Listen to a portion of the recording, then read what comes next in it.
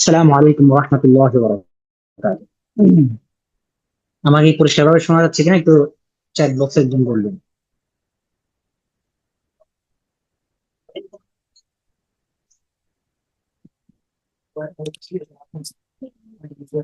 আসসালামু আলাইকুম ওয়া রাহমাতুল্লাহি ওয়া বারাকাতুহু। আলহামদুলিল্লাহি রাব্বিল আলামিন ওয়াল আকিবাতু লিল মুত্তাকিন ওয়াসসালাতু ওয়াসসালামু আলা আশরাফিল আমবিয়াই ওয়াল মুরসালিন মুহাম্মাদিন ওয়া আলা আলিহি ওয়া সাহবিহি আজমাইন। আম্মা বা'দু ফাআউযু বিল্লাহি মিনাশ শাইতানির রাজীম। বিসমিল্লাহির রহমানির রহিম। ইয়া আইয়ুহাল্লাযীনা আমানু দুখুলু ফিস সিলমি কাফাহ ওয়া লা তাত্তাবি'ু খুতুওয়াতিশ শাইতান ইন্নাহু লাকুম আদুউম মুবিন। وقال رسول الله صلى الله عليه وسلم طلب العلم فريضة على كل مسلم ومسلمة. وقال عليه الصلاة والسلام خيركم من تعلم القرآن وعلمه أو كما قال عليه الصلاة والسلام. আলহামদুলিল্লাহ, আল্লাহ তাআলার দরবারে লাখো কোটি শুকরিয়া। আল্লাহ সুবহানাহু ওয়া তাআলা আমাদেরকে আজকে শত ব্যস্ততার মধ্যে এবং আমাদের নানান ধরনের কাজকর্ম থেকে ফারিগ করে আল্লাহ তাআলা আমাদেরকে আজকের এই গুরুত্বপূর্ণ আয়োজনে উপস্থিত হওয়ার তৌফিক দান করেছেন। তো আজকের এই আয়োজন এটা গুরুত্বপূর্ণ নানা কারণে। এর মধ্যে প্রথম এবং একটা ব্যাপার হচ্ছে যে এটা অনেকদিন ধরে আমার একটা চিন্তা ভাবনা ছিল, বা আমরা বিভিন্ন সময়ে নানান ধরনের বিশৃঙ্খলা ও নানান ধরনের বিচ্ছিন্নতা আমরা দেখতে পাই, বিশেষ করে যারা আমাদের কাছে পড়তে আসে বা আমাদের সাথে দিনে ফেরার পর বা দিন প্র্যাকটিস করতে শুরু করার পর আমাদের সাথে না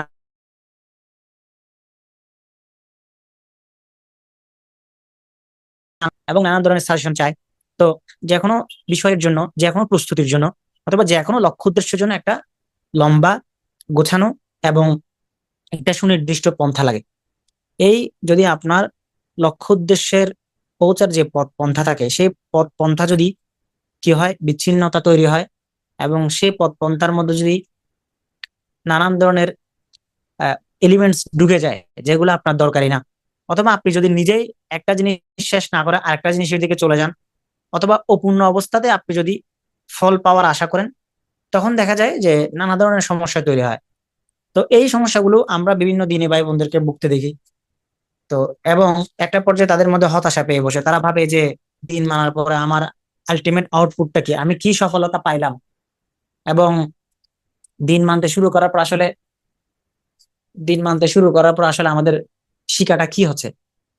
তো এই হতাশা, এই একটা বিচ্ছিন্নতা, তো এগুলোকে মাথায় রেখে দীর্ঘদিন ধরে ভাবছিলাম যে এমন কোন একটা আয়োজন করা যায় কিনা যেখানে আমরা একটা নির্দিষ্ট এবং গোছানো পন্থা বলবো আমাদের মাথায় যা আসে সেখান থেকে, এবং আমাদের দীর্ঘ সময়ের অভিজ্ঞতা ও চিন্তা ভাবনা থেকে। আশা করা যে এর মাধ্যমে আল্লাহ তাআলা আমাদেরকে একটা এই পথ ও পন্থা দেখাবেন এবং আমরা সেই পথে চলতে পারবো। তো এখানে আমরা আপনাদের জন্য যে স্লাইড বা যে পিপিটি আমরা উপস্থাপন করছি, এখানে আমরা বেশ কিছু পয়েন্ট রেখেছি। তো সেই পয়েন্টগুলোর মধ্যে আপনারা দেখলে বুঝতে পারবেন যে আজকে আমাদের আলোচনার বিষয়টা কি হবে। প্রথম হচ্ছে এই বিষয়টা আমরা বলছি যে এই বিষয়টা আমাদেরকে কেন গুরুত্বপূর্ণ, কেন আমাদেরকে এই আলোচনাটা আজকে করতে হচ্ছে। এর মধ্যে একটা পয়েন্ট হচ্ছে আমাদের দিনে ফেরার পরে সঠিক পথ বোঝার প্রয়োজন। এটা এটা নিয়ে আমি আমার প্রায় বিভিন্ন জায়গায় যখন আমি উদাহরণ দিই, বিভিন্ন কথা বলি, একটা কথা আমি প্রায়ই বলি, সেটা হচ্ছে যে ধরেন আপনি একটা সিংহ শিকার করার জন্য যাবেন, বা একটা নেকড়ে, একটা বাঘ শিকার করার জন্য আপনি যাবেন। যদি আপনি যেই শিকারটা আপনি করার জন্য যাবেন,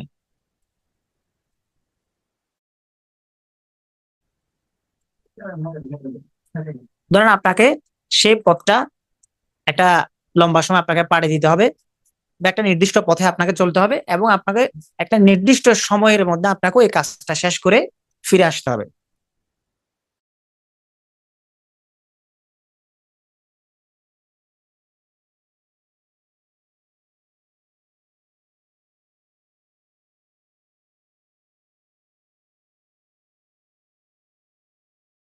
স্বীকার করে নিলেন। এরপরে আপনি আরো কিছু দূর গেলেন, আরো কিছু দূর যাওয়ার পরে আপনি দেখলেন যে আর একটা হরিণ। তো হরিণ দেখার পর আপনি ভাবলেন হরিণ যেহেতু আছে, হরিণটাও শিকার করি, আপনি হরিণটাও শিকার করলেন।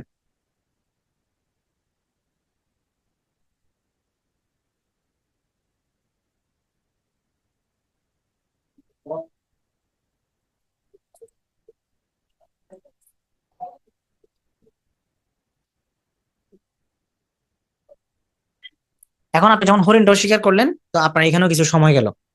এভাবে করতে করতে যেখানে আপনাকে একটা সিংহ শিকার করে আপনার সন্ধ্যার মধ্যে ফিরে আসার প্রয়োজন ছিল, সেটা আপনি যথাসময়ে স্বীকার করতে পারলেন না, এবং আপনি সেখানে রয়ে গেলেন এবং সন্ধ্যার আগে আপনি ফিরে আসতে পারলেন না, আপনি বিপদের মুখে পড়ে গেলেন। তাহলে হলো কি, যে আপনি আপনার যাওয়ার পথ, যে পথটা ছিল, সেই পথের মধ্যে আপনি নিজে নানান ধরনের আপনার মনোযোগহীনতা এবং নানান ধরনের বিচ্ছিন্নতার শিকার আপনি হয়েছেন, এবং আপনি স্বল্প কিছু আশায় এবং অল্প কিছু প্রাপ্তিকে আপনি আঁকড়ে ধরতে গিয়ে আপনি বড় প্রাপ্তিকে হারিয়ে ফেললেন। এগুলোকে বলা হয় বুনাইয়াতুত তরিক। এটাকে আরবিতে একটা পরিভাষা, এই পরিভাষাটাকে বলা হয় বুনাইয়াতুত তরিক। যখন আপনার যাওয়ার পথের পন্থা পদ্ধতির মধ্যে আপনি স্বল্প লাভ যেগুলোর জন্য আপনি আপনার বৃহত্তর যেটা লক্ষ্য উদ্দেশ্য সেটাকে হারিয়ে ফেলবেন, তখন আপনার এই অল্প প্রাপ্তিটাকে আপনার কাছে মহান মনে হবে। একটা পর্যায়ে এই অল্প প্রাপ্তিটা আপনাকে বিশেষ কোনো কিছু দিবে না, আপনার মূল লক্ষ্য আপনার কাছ থেকে হাতছাড়া হয়ে যাবে এবং আপনার সময়ও নষ্ট হবে। তো এই জন্যই এই যে এই বুনিয়াতুত তরিক বা পথের মাঝখানের বিচ্ছিন্নতা থেকে হেফাজত, আমরা যেন মাহফুজ থাকি, এই জন্য আমাদেরকে আজকের এই আলোচনাটা বা দিনে ফেরার পথে জ্ঞান অর্জনের সঠিক পন্থা পদ্ধতি নিয়ে আমাদেরকে আজকে আলোচনা করতে হচ্ছে। এটাই হলো একটা বিষয়। দ্বিতীয় বিষয় হচ্ছে এই, এবং সঠিক পথ বোঝার আরেকটা প্রয়োজন আছে। আরেকটা প্রয়োজন হচ্ছে আমরা ইলমকে দুই ভাগে ভাগ করতে পারি।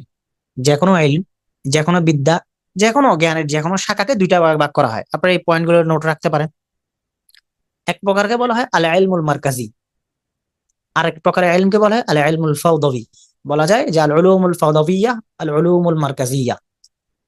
আল উলুমুল মারকাজিয়্যাহ জিনিসটা কি? আল উলুমুল মারকাজিয়্যাহ হচ্ছে যে ইলমের মধ্যে একটা সেন্টার থাকে, একটা কেন্দ্রীয়তা বজায় থাকে, যে ইলমের মধ্যে একটা ধারাবাহিকতা বজায় থাকে, যে ইলমের মধ্যে একটা নির্ভরযোগ্যতা থাকে এবং ইতমিনান থাকে, যে আপনি কোনো কিছু শিখেছেন, আপনি কোনো কিছু জেনেছেন, এবং এই জানা ও শেখার উপরে আপনার কনফিডেন্স তৈরি হয়েছে, এবং আপনি আমৃত্যু সেই কনফিডেন্সের উপরে থাকতে পারবেন, এবং আমৃত্যু আপনার আমল সেই জ্ঞানের ভিত্তিতে হবে, আপনার কাজকর্ম সেই অর্জিত জ্ঞানের ভিত্তিতে হবে। এটাকে বলা আল ইলম আল উলুমুল মারকাজিয়া। এবং যেখানে আপনাকে সহজে প্রভাবিত করার মতো অন্য কোনো এলিমেন্টস আপনাকে প্রভাবিত করতে পারবে না। আরেকটা হচ্ছে আল উলুমুল ফাওদাবিয়া। আল উলুমুল ফাওদাবিয়া কাকে বলে?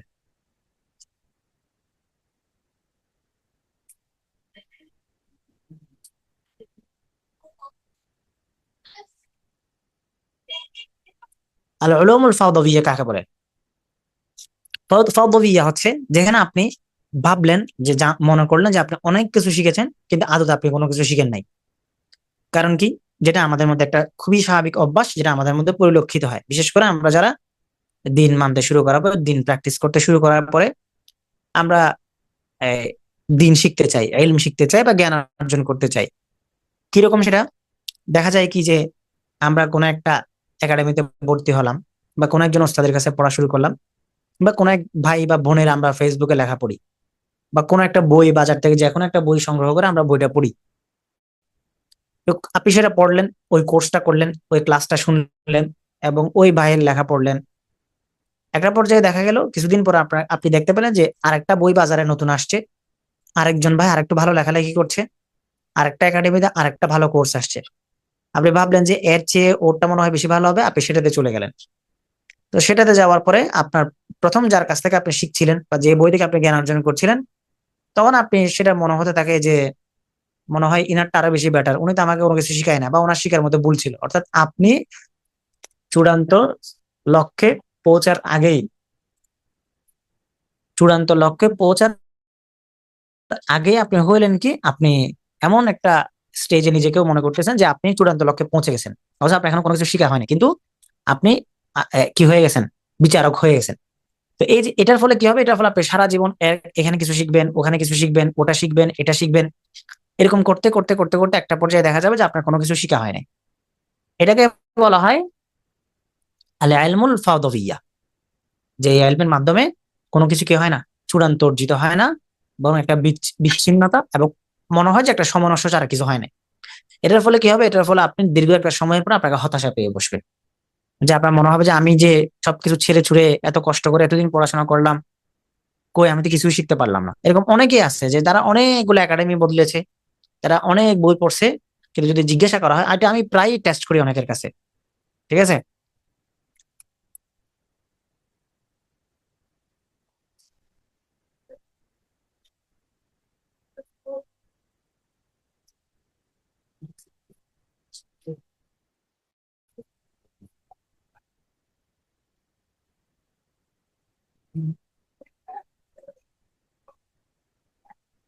তো এটা আমি অনেকের কাছে জিজ্ঞাসা করি, অনেককেই, অনেকের কাছে আমি জিজ্ঞাসা করি যে আপনি এই পর্যন্ত কি শিখলেন।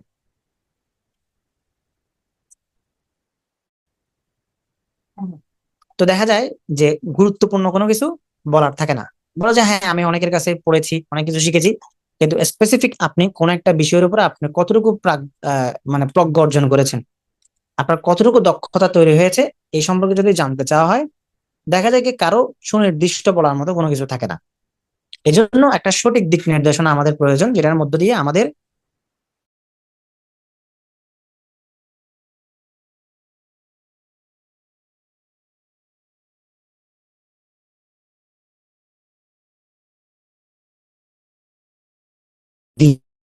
দিনকে, ইসলামকে, যে কোনো আদর্শ, সেটা দিন ইসলাম হোক বা অন্য কোনো যে কোনো আদর্শ, ধরেন আপনি কোন একটা আদর্শকে আপনি ধারণ করেন,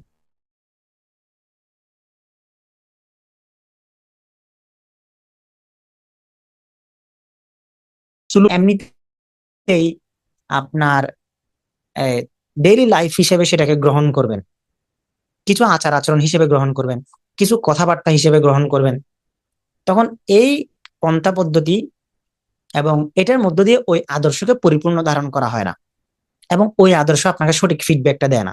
এই যে আপনি সবাইকে বলতে শুনবেন, অনেকে অনেক কিছু বলে, যারা ইসলাম বিরোধী শক্তি বলেন, যারা দিনকে চর্চা করে না, যারা বলে যে ইসলাম হলো শুধুমাত্র মসজিদ মাদ্রাসার জিনিস, নামাজ দোয়ার জিনিস, ঠিক আছে, নামাজ দোয়া পড়লে হয়, রাজনীতির কথা কেন বলেন ওয়াজের মাহফিলে, এরকম অনেক ধরনের কথাবার্তা অনেক লোকে বলে।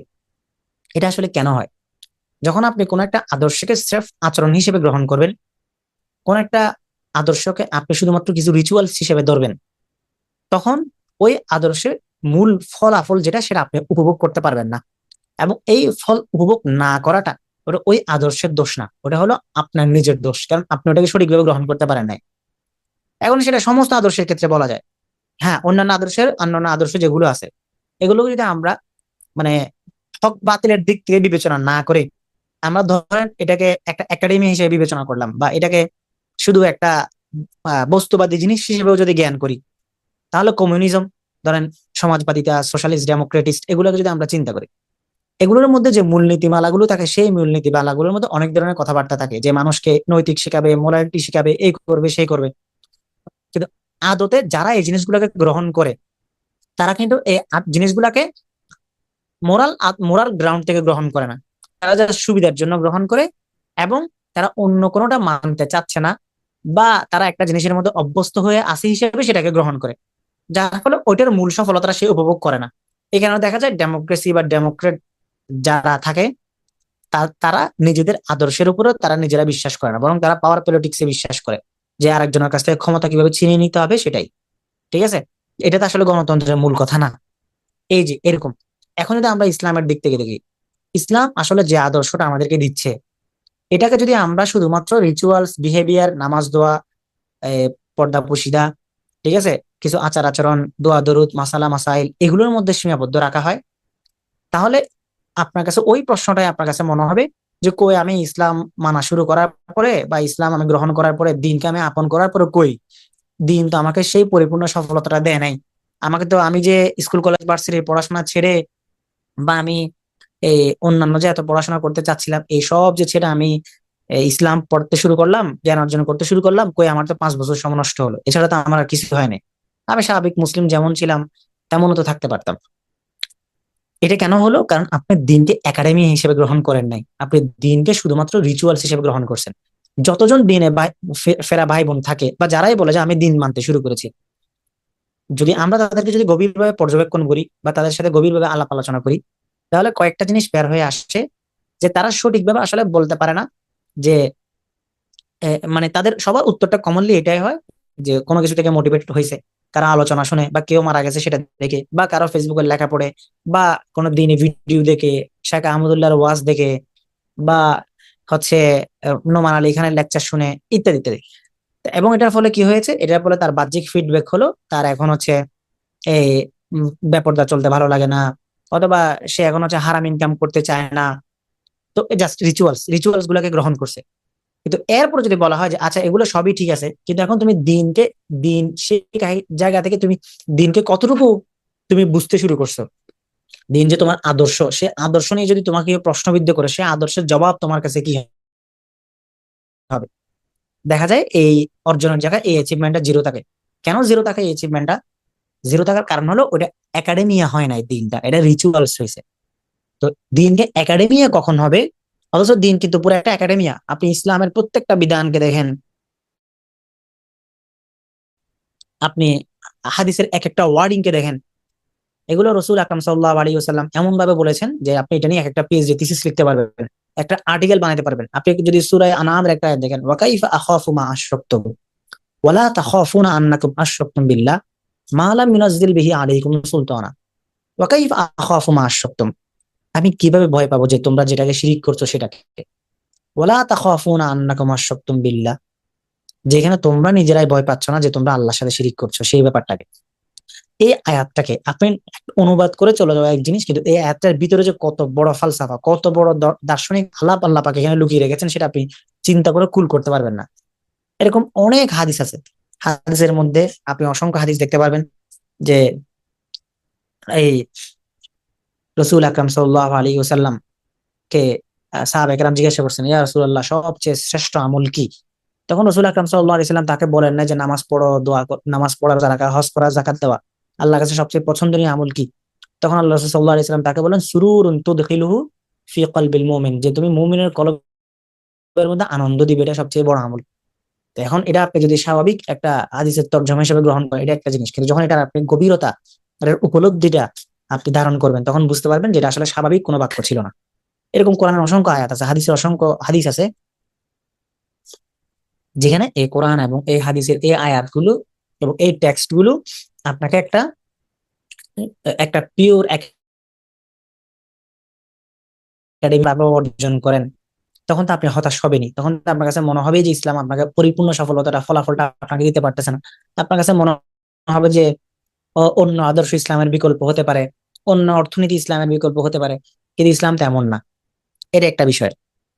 এরপর আরেকটা বিষয় হচ্ছে আপনার এই যখন আপনি ইসলামকে একাডেমি হিসেবে গ্রহণ করতে পারবেন, তখন এই ইলম অর্জনের মাধ্যমে একাডেমিটা কিভাবে অর্জিত হবে? যখন আপনি দিনকে ওইভাবে একাডেমিক জায়গা থেকে শিখবেন, যখন অর্জিত হবে, তখন আপনার ইমান মজবুত হবে, ইমান বিল্লাহ মজবুত হবে, ইমান বিল মালাইকা মজবুত হবে, ইমান বিল আখিরা মজবুত হবে, ইমান বিল মিজান মজবুত হবে, ইমান বিল কিয়ামা মজবুত হবে। ঠিক আছে? কারণ আপনি ইলম শেখা ছাড়া ইমান কখনোই দৃঢ় হয় না। কোনো কিছু, অনেকে মনে করে নাস্তিকদের ধারণা উল্টা। তারা কি বলে? আপনি যখন অনেক কিছু জানবেন, তখন আপনি হচ্ছে ধর্ম থেকে বিচ্ছিন্ন হবেন, ধর্মের অসারতা আপনি টের পাবেন। কিন্তু মূল বাক্য হলো আল্লাহ পাক যেটা বলছেন, আমানু হলো ফিস সিলমি কাফা, ইসলামের মধ্যে পরিপূর্ণ প্রবেশ করো, কোনো কিছু বাদ ছাড় দিয়ে না। ঠিক আছে? ওয়ালা তাত্তাবিউ খুতুওয়াতিশ শাইতান, এবং শয়তানের পদাঙ্ক তোমরা অনুসরণ করো না। যত বেশি আপনি জানবেন, দিনকে যত বেশি বুঝবেন, শিখবেন, তত বেশি আপনার ইমানটা মজবুত হবে। ইমান যখন মজবুত হবে, তখন আপনি হচ্ছে হালাওয়াতুল ইমান, ইমানের যে স্বাদ, সেই স্বাদ পেতে আপনি শুরু করবেন। যতক্ষণ পর্যন্ত আপনি ইমানের স্বাদ পাবেন না, যতক্ষণ পর্যন্ত আপনি এই এই ইসলামকে সঠিকভাবে বুঝবেন না, ইসলামকে বুঝার মতো করে একদম প্রাতিষ্ঠানিক পদ্ধতিতে একটা কাঠামো ভিত্তিক আয়োজন আপনি ইসলামকে বুঝবেন না, ততক্ষণ পর্যন্ত ইসলামের প্রকৃত স্বাদ আপনি লাভ করতে পারবেন না। ঠিক আছে? আর আরেকটা ব্যাপার হলো, এই বিষয়টা গুরুত্বপূর্ণ হওয়ার দুইটা পয়েন্ট বললাম, পয়েন্ট এর ভিতরে আবার শাখাগত অনেকগুলো পয়েন্ট বলছি। 3 নম্বর ব্যাপারটা হচ্ছে আমাদের এই দিন শিকার যাত্রাটা যেন একটা দিক নির্দেশনাহীন না হয়। কোরআন আরবি ভাষায় নাজিল হয়েছে, এবং আরবদের সবাই আরবি ভাষায় প্রাজ্ঞ ছিল, তাদের মধ্যে অনেক ভালো কবি সাহিত্যিক ছিল। তো তারপর আল্লাহ তাআলা একজন নবীকে পাঠিয়েছেন।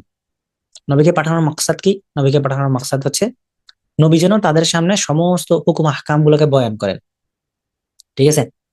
ওয়ানজালনা ইলাইকাল কিতাবা বিল হক লিতুবাইয়িনা লিন-নাসি মা নুযিলা ইলাইহিম ওয়া লাআল্লাহুম ইয়াতাফাক্কারুন। আমি আপনার কাছে এই কিতাবকে সত্য সহকারে নাজিল করেছি। তাহলে কিতাব সত্য, এটার মধ্যে কোনো সন্দেহ নাই। এর বলা হচ্ছে লিতুবাইয়িনা লিন-নাসি মা নুযিলা ইলাইহিম, আপনি যেন মানুষের কাছে বয়ান করতে পারেন কি জিনিস তাদের কাছে নাজিল করা হয়েছে। তাদের কাছে নাজিলকৃত বিষয়গুলো যেন আপনি তাদের সামনে ব্যাখ্যা করতে পারেন, স্পষ্ট করতে পারেন, এই জন্যই আমি এই কিতাবটা আপনার উপর নাজিল করেছি, এবং তারা যেন চিন্তা করে। তাহলে প্রথমে কিতাবকে নাজিল করা হয়েছে। কিতাব সহজে বোঝার উপায় ছিল, নিজে বোঝার উপায় ছিল। কিন্তু এটার ফলে কি হতো? এটার ফলে নিজে বুঝতে গেলে যেটা মূল বয়ান ছিল, সেই বয়ানটা পরিবর্তিত হয়ে যাওয়ার সুযোগ ছিল। বুঝতে পারছেন? একটা কথার একটা কথা যদি স্পষ্টভাবে ব্যাখ্যা করে না দেওয়া হয়, তাহলে ওই কথাকে নিজের মতো করে অনেক ধরনের ব্যাখ্যা করার সুযোগ থাকে। ঠিক আছে? দেওয়ালের গায়ে ধরেন একটা লেখা আছে, কোন একটা, আপনি জাদুঘরে গেছেন বা কোন একটা স্থাপনায় গেছেন, কোথাও কোনো কিছু গেছেন, ওইখানে একটা গাইড লাগে। আপনি চাইলে এই জিনিসগুলো তো আপনি নিজেই ঘুরে ঘুরে দেখতে পারেন, কিন্তু একটা গাইডের প্রয়োজন হয়। গাইডের প্রয়োজন কেন হয়? গাইড আপনাকে জিনিসগুলোকে ব্যাখ্যা করবে, বুঝিয়ে দিবে কোনটা কি, যেন আপনি নিজস্ব ব্যাখ্যা তৈরি না করতে পারেন। কিন্তু যখন গাইড যখন আপনাকে দিবে না, কোনো গাইড ছাড়া আপনি ঘুরবেন, তখন কি হবে? তখন ওইখানের নানান জিনিস দেখে আপনি মনের মধ্যে একটা নিজস্ব ব্যাখ্যা দাঁড় করাবেন, এবং আপনি ঘুরে এসে আপনার পরিবার পরিজনকে, দেশে এসে আপনি বলবেন আপনি এটা এটা দেখছেন, এবং সেই সাথে ব্যাখ্যাগুলো আপনি নিজ থেকে দিবেন। তাহলে মূল জিনিসটা, মূল জিনিস তার আপন জায়গায় সঠিক এবং সত্য অবস্থানে আছে, ওটাতে কোনো সন্দেহ নাই। কিতাব তার সত্য অবস্থানে আছে, ইসলাম তার সত্য অবস্থানে আছে। কিন্তু যখন সেটার ব্যাখ্যাকারক শারেহ যখন একজন থাকবে না, শারেহ যখন ব্যাখ্যা করতে পারবে না, এজন্য তখন ওই বয়ানটা নিজের মতো করে অনেক ধরনের পরিবর্তনের সুযোগ থাকে। যদি একজন ব্যাখ্যাকারক সঠিকভাবে সেই জিনিসটাকে ব্যাখ্যা করে দেন, তাহলে ওই ব্যাখ্যাটা একটা নির্দিষ্ট পাথওয়ে তৈরি করে, এবং সেই পথের বাইরে যাওয়ার সুযোগ থাকে না। এটা গেল দ্বিতীয় বিষয়। তাহলে কিতাবে পড়ে লিতুবাইয়িনা লিন-নাসি মা নুযিলা ইলাইহিম। এরপর আল্লাহ পাক এরপর আরেকটা এডিশন দিচ্ছেন, ওয়ালা আল্লাহুম ইয়াতাফাক্কারুন, যেন তারা চিন্তা করে। তাহলে প্রথমে মূল স্ক্রিপচার, মূল জিনিসটা সত্য, এরপর সেই জিনিস সত্য জিনিসটার সঠিক ব্যাখ্যা আপনার সামনে উপস্থাপিত হয়েছে। এরপর আপনাকে ইজতিহাদের সুযোগ দেওয়া হয়েছে, এরপর আপনাকে চিন্তা ভাবনা করার সুযোগ দেওয়া হয়েছে। অর্থাৎ আপনি এবার ওইটার ইনস্টলমেন্টটা কেমনে করবেন। আপনাকে একটা প্রোডাক্ট দেওয়া হয়েছে, সেই প্রোডাক্টের সাথে আপনাকে কি দেওয়া হয়েছে, এই যেটাকে বলে ম্যানুয়াল দেওয়া হয়েছে, যে আপনি এটা কিভাবে কি করবেন না করবেন। আপনাকে ম্যানুয়ালটা আপনাকে বুঝিয়েও দেওয়া হয়েছে। এবার ইনস্টলমেন্টের পালা। তো ইনস্টলমেন্টটা যেন আপনি সঠিকভাবে করতে পারেন, এটা হচ্ছে আল্লাহ ইয়াতাফাক্কারুন, আপনি আবার চিন্তা ভাবনা করবেন। তো এটা একটা ধারাবাহিকতা। আপনি যদি ডাইরেক্ট কিতাব এবং মাঝখানে আপনার দিক নির্দেশনা বিহীন আপনি ইনস্টলমেন্টে চলে যান, তাহলে আপনার ইনস্টলমেন্টটা ভুল হতে বাধ্য। আপনি যদি কিতাব বাদ দিয়ে ডাইরেক্ট কি করতে চান, ব্যাখ্যা দাঁড় করাইতে চান, ধর্মীয় নিজস্ব ব্যাখ্যা দাঁড় করাইতে চান, যেখানে আপনি কিতাবের সাহায্য নিচ্ছেন না, স্ক্রিপচারের সাহায্য নিচ্ছেন না, তখন আপনার ম্যানুয়ালও ভুল হবে, ইনফ্রাস্ট্রাকচারও ভুল হবে, এবং আপনার ইনস্টলমেন্টটাও ভুল হবে। যখন এই তিনটা জিনিসের সমান সমন্বয় থাকবে, দিক নির্দেশনাও থাকবে, এবং স্ক্রিপচারও থাকবে, ম্যানুয়ালও থাকবে, এবং সেই সাথে ইনস্টলমেন্টও সঠিকভাবে হবে, তখন একটা পরিপূর্ণ প্যাকেজ হবে। এজন্য নবী আলাইহিস সালামকে আল্লাহ তাআলা দিক নির্দেশনা দেওয়ার জন্য পাঠিয়েছেন। এরপরে কি হয়েছে? এরপর সাহাবায়ে আজমাইন রাদিয়াল্লাহু তাআলা আনহুম বিভিন্ন জায়গায় জায়গায় ছড়িয়ে গেছেন, এবং এক একজন বড় বড় আলিম ফকিহ তৈরি হয়েছেন, যাদের জীবন তাদের শিয়ুখে ভর্তি, মুলাজামাতু শিয়ুখে ভর্তি। এই যে আমি মিশরে এসেছি, মিশরে আমি অনেক ওলামাদের কবরগুলো জিয়ারত করছি, অনেক ওলামাদের তাদের যে আসার গুলো রয়ে গেছে, তাদের যে চিহ্ন, তাদের সম্পর্কে যে কথাবার্তা গুলো আছে, এগুলো দেখতে পাচ্ছি। তো এখানে এমন কোন শিয়ুখ নাই, আমাদের যে সালাফদের যে ধারা, সেই ধারার মধ্যে, সেটা যে ধারারই হোক, যে মাযহাবেরই হোক, যে চিন্তারই হোক, এমন কোন শেখ নাই, এমন কোন আলেম নাই যার ইলমের একটা বিশাল রেহলা ছিল না, এবং যার ইলমের একটা দিক নির্দেশনামূলক ধারাবাহিকতা ছিল না, এটা নাই। এই কারণে আমরা তাদের কাছ থেকে একটা সঠিক জিনিস পেয়েছি, যেটা দিয়ে আমরা বছরের পর বছর, হাজার বছর ধরে, শত শত বছর ধরে আমরা উপকৃত হয়ে যাচ্ছি। এবং ওই উপকৃত জিনিসটাকে সবাই ব্যাখ্যা করতেছে, কিন্তু ওইটার কেউ ভুল ধরতে পারতেছে না। বুঝতে পারছেন? এবং তারা একটা পরিপূর্ণ প্যাকেজ, একটা পরিপূর্ণ সফলতা আমাদের সামনে দিয়ে গেছেন। এমনকি তারা এমনও অনেক ছিলেন যারা কাফের থেকে দুনিয়াতে এসেছেন, মানে কাফের থেকে ইসলাম এসেছেন, কুফর থেকে ইসলাম এসেছেন, কিন্তু তারাও এই দিক নির্দেশনা পেয়ে সঠিক অবস্থানে গেছেন। অনেকে ছিলেন গোলাম, গোলাম থেকে তারা হচ্ছে কি যে কি হয়েছেন, এই এই গোলাম থেকে তারা আলিম হয়েছেন। যেমন নাফি রাদিয়াল্লাহু তাআলা আনহু, যিনি আব্দুল্লাহ ইবনে ওমরের গোলাম ছিলেন, ইমাম নাফি রাহিমাহুল্লাহ মুহাদ্দিস ছিলেন। তো তিনি তার ছাত্রদের মধ্যে শিহাব জুহরি ছিলেন, তারপরে ইমাম মালিক ছিলেন, এরকম বড় বড় বড় বড় শুয়ুখরা ছিলেন। এটা কিভাবে তৈরি হয়েছে? যারা ধারাবাহিকতার মাধ্যমে তৈরি হয়েছে। আচ্ছা, এটা গেল একটা বিষয়। এবার এবার আমরা আসি যে জ্ঞান অর্জনের ধাপ সমূহ। জ্ঞান অর্জনের ধাপ কি হতে পারে? এটার আগে আমরা আরেকটা কথা বলি যে আমাদের যেটা কমনলি সমস্যা, বা যেটা আমাদের কাছে সবার কাছে প্রশ্ন আসে, আমাদের কাছে সবার প্রশ্ন আসে, সেটা হচ্ছে, ধরেন আপনি অনেকে বলে যে আমি পড়াশোনা ছেড়ে দিতে চাই, আমি দুনিয়াবি পড়াশোনা ছেড়ে দিব, ইসলাম নিয়ে পড়াশোনা করব। তো এখন দুনিয়াবি পড়াশোনা বা এই যে যেটা মানে উলুমুল আসরিয়া, যেটা সব পড়াশোনাই পড়াশোনা, মৌলিকভাবে সব পড়াশোনাই পড়াশোনা, কোনো পড়াশোনা এমন না যে ওই পড়াশোনাটা অর্থহীন বেকার, এরকম না, সব পড়াশোনাই পড়াশোনা। কিন্তু কথা হলো, এটার মধ্যে একটা আপনি বিকল্প তৈরি করবেন, মানে আপনি ওই পড়াশোনাটা বাদ দিয়ে আপনি দিন শিখবেন। তো ওইটা যেরকম আপনার জন্য একটা একাডেমিয়া ছিল, ওটা যেমন আপনি এক নির্দিষ্ট সিলেবাস মেনটেন করে পড়াশোনা করেছেন, নির্দিষ্ট প্রতিষ্ঠানে পড়াশোনা করেছেন, নির্দিষ্ট সময় দিয়ে পড়াশোনা করেছেন।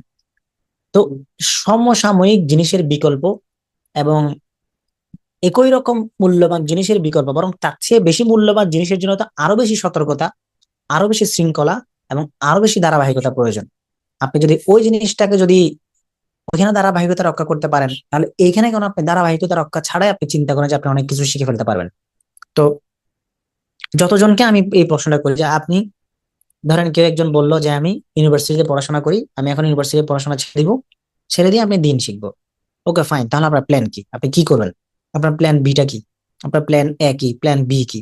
আপনি ঠিক কয়দিনের জন্য টার্গেট নিচ্ছেন? আপনি 5 বছর পরে নিজেকে কোন অবস্থানে দেখতে চান? ঠিক আছে, আপনি এই 5 বছরে কি কি শেখার টার্গেট আপনি নিচ্ছেন? এটা হলো একটা বিষয়, যে আপনার প্ল্যান ঠিক করা, উদ্দেশ্যহীন না থাকা। দ্বিতীয় বিষয় হচ্ছে, ধরেন আপনি আপনার পরিবারের কাছ থেকে চাচ্ছেন যে তারা আপনাকে এই পথটাকে সাপোর্ট দিক। তো আপনার, যারা আপনাকে ভরণ পোষণ দিচ্ছে, যারা আপনার দেখভাল করছে, তারা আপনার একটা ভবিষ্যৎ আগের পন্থাটার মধ্যে দেখতে পেয়েছিল বলে আপনাকে ওই পন্থার সাথে সংযুক্ত করছে। কিন্তু আপনি যখন ওইখান থেকে সুইচ করে নতুন আরেকটা ফিউচার আপনি তাদেরকে দেখাতে চাচ্ছেন, তখন ওইটার ফিডব্যাকটাও তাকে আপনাকে দেখাইতে পারতে হবে। ওইটাও আপনাকে তাকে বুঝাইতে পারতে হবে যে আপনি এই এই জিনিসগুলা চান, এবং আজ থেকে 5 বছর পরে আপনি এই জিনিসগুলো তাদের সামনে উপস্থাপন করবেন, এবং তারা আসলেই বুঝবে যে আপনি আসলেই কোনো কিছু অর্জন করেছেন, যে অর্জন করার মধ্য দিয়ে আপনার আগের পন্থাটার বিকল্প তৈরি হয়েছে। ঠিক আছে, যেমন ইমাম মালিক রহমতুল্লাহ আলাইহি প্রথমে কি শিখতে চেয়েছিলেন? প্রথমে গান শিখতে চেয়েছিলেন। তো তার মা তাকে কি বলেছিলেন যে তুমি গায়ক না হয় তুমি যদি আলেম হও তাহলে কি হবে, আরো বেশি ভালো হবে। এরপর তিনি তাকে ইলম শেখানোর জন্য বিভিন্ন জায়গায় জায়গায় নিয়ে গেছেন, তাকে তৈরি করে দিয়েছেন। আমি এই যে আজকে একজন ইমাম কামাল উদ্দিন ইবনে হুমামের লেখা একটা ফেসবুকে পোস্ট করেছি। তিনি ছিলেন ফথুল কদির, হিদায়ার ব্যাখ্যা গ্রন্থ ফথুল কদিরের লেখক। তো ছোটবেলায় তার নানি তাকে বিভিন্ন ওস্তাদের কাছে নিয়ে গেছেন, ধারাবাহিকতা রক্ষা করছেন। প্রথমে হিফজ করাইছেন, তারপরে ফিকহের ছোট ছোট কিতাবগুলো মুখস্থ করাইছেন, তারপর উলুমুল মানতিক শিখাইছেন, তারপর ফিকহুল হানাফি শিখাইছেন। এভাবে একের পর এক ধারাবাহিকতা রক্ষা করে করে করে তারা একটা জিনিস শিখছেন, এবং একটা পর্যায়ে গিয়ে তারা একটা একটা সুখী অবস্থানে পৌঁছেছেন। কিন্তু আমার আপনার ক্ষেত্রে যে সমস্যাটা দেখা যায় সেটা হচ্ছে, আমার 5 বছর পর অবস্থান আমার সামনে পরিষ্কার না। তাহলে আমাদের প্রথম ব্যাপার হওয়া উচিত যে আমরা প্রথমেই, আমি যখন একটা বিকল্পের দিকে সুইচ করব, ওই বিকল্পটা আমার সামনে সুস্পষ্টভাবে পরিষ্কার থাকা, এবং আমার কাছে রিটেন প্ল্যান থাকা যে আমি কি করব। ঠিক আছে, আপনি যখন আপনার পরিবারের জন্য, এবং ধরেন অনেকে আছে যে যারা নিজেদের পরিবারের মধ্যে এরকম চায় যে সে তার পরিবারের মধ্যে দিনকে বাস্তবায়ন করবে, সে চায় যে তার পরিবারের সবাই দিন শিখুক, সে চায় তার মা বাবা দিন শিখুক, সে চায় তার সন্তান সন্ততি যোগ্য সন্তান হিসেবে, যোগ্য আলেম হিসেবে গড়ে উঠুক। যদি দেখা হয় সেটার জন্য প্ল্যান কি, তাহলে প্ল্যান নাই। তো প্ল্যান ছাড়া আপনি কিভাবে চিন্তা করেন? পরিকল্পনা ছাড়া আপনি কোনো লক্ষ্য উদ্দেশ্যে সফল হতে পারবেন না। একটা হচ্ছে চিন্তা, আর একটা হচ্ছে পরিকল্পনা। চিন্তা নানান ধরনের হতে পারে, কিন্তু পরিকল্পনা হবে একটা। নানান ধরনের চিন্তা আপনার মাথায় খেলতে পারে, কিন্তু পরিকল্পনা হবে একটা, এবং সেটার একটা ব্যাকআপ থাকবে। এরকম একটা গোছানো জীবন যদি আপনি যাপন করতে না পারেন, তাহলে আপনি আসলে ওই সাহাবাওয়ালা, ওই সালাফদের জীবনটা আপনি যাপন করতেছেন না। সালাফরা কখনো অগোছালো জীবন যাপন করতেন না। সালাফরা কখনো সমাজ বিচ্ছিন্ন একাকী জীবন যাপন করতেন না। সালাফরা কখনো যেটা আমরা ভাবি যে পাহাড়ে চলে যাব, ঠিক আছে, যেহেতু ফিতনার যুগ থেকে বাঁচতে পাহাড়ে চলে যাব, তারপরে কারোর সাথে মিশবো না, ঘরের কোনায় থাকবো এবং ফেসবুকের দিনকে খুব জীবিত করে ফেলবো। তো এই ধরনের ব্যাপার যেগুলো যাদের মধ্যে থাকে, এগুলো তো সালাফদের মধ্যে ছিল না, এগুলো তো সালাফদের পন্থা না, এগুলো তো সাহাবা আজমাইনের পন্থা না। সাহাবা আজমাইন রিস্ক নিতেন। সাহাবা আজমাইন রাদিয়াল্লাহু তাআলা আনহুম কোনো কিছু থেকে এসকেপ করতেন না, পালিয়ে বেড়াতেন না, রিস্ক নিতেন। তারা কোনো জিনিসের মধ্যে যখন সম্ভাবনা দেখতে পেতেন, সেই সম্ভাবনাকে পরিকল্পনা বানাতেন, পরিকল্পনা বানিয়ে তারপর সে অনুযায়ী আগাতেন। এই জন্য তাদের জীবনের মধ্যে মেহনা যেরকম ভর্তি, কষ্ট পরিশ্রম যেরকম ভর্তি, সেরকম সফলতাও ভর্তি।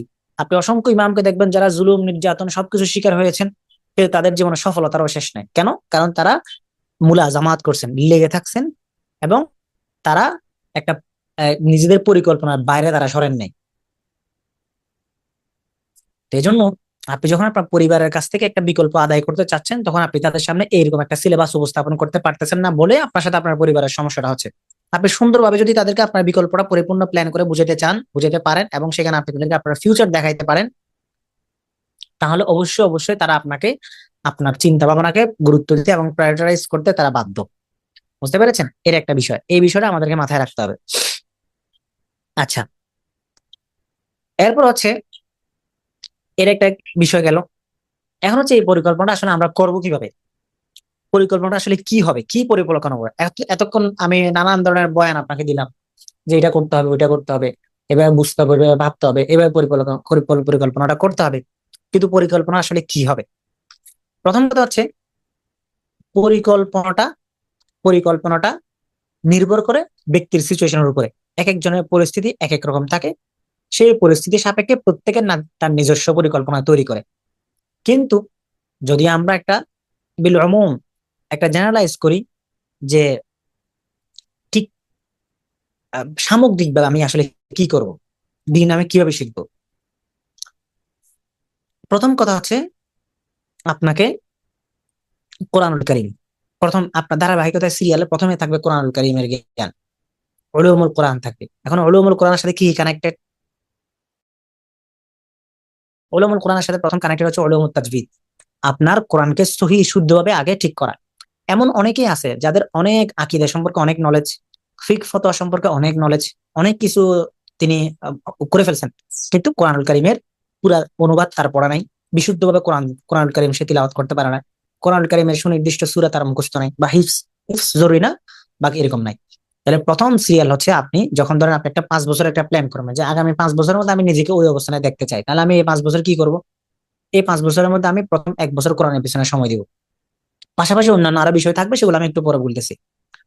প্রথম কাজ হবে আপনার কোরআন কারীমকে বিশুদ্ধ করে তেলাওয়াত করতে শিখা। কিভাবে বিশুদ্ধ করে তেলাওয়াত করার জন্য? আপনি যে কোনো একটা একাডেমি, যে কোনো একজন ওস্তাদ, বা যে এলাকায় হোক, যেভাবে হোক, আপনি একটা নির্দিষ্ট সময় নির্ধারণ করবেন এবং সেটার জন্য আপনি সময় দিবেন। সময় দিয়ে আপনি কি করবেন?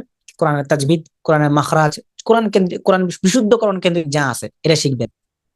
এবং এই তাজবিদ আপনি শিখার পাশাপাশি যেটা করবেন সেটা যেগুলো নামাজের যে সমস্ত সূরাগুলো আছে, যেগুলো মোটামুটি আপনার নামাজের মধ্যে লাগে, এরকম 10টা সূরা মুখস্থ করা। এটা আপনার দ্বিতীয় ধাপ কোরআন কেন্দ্রিক ইলমের। প্রথমত শুদ্ধ করা, দ্বিতীয় নাম্বার ছোট ছোট সূরা মুখস্থ করা, তৃতীয় নাম্বার সিরিয়ালে আসবে ফজিলতের সূরাগুলো মুখস্থ করা।